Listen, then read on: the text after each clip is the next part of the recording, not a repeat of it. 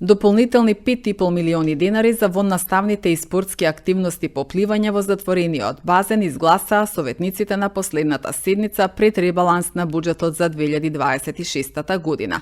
Проектот функционира од отворањето на базенот. Активно се вклучени 1100 основци и средношколци, пливачи, непливачи, ученици со попреченост.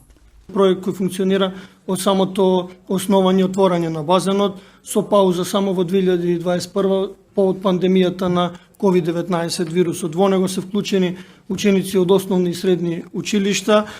Претходно беа одржани обуки за наставниците за да работат со учениците и непливачи ги вклучивме, бидејќи првично беа вклучени само учениците кои знаат да пливаат, а потоа и дел ученици со попреченост. Проектот функционира, а сектор за образование е само координатор помеѓу училиштата и објектот, бидејќи сега функционира, е даден на користење согласно одлука на Советот на општина Куманово на јавното предпријатие Куманово паркинг.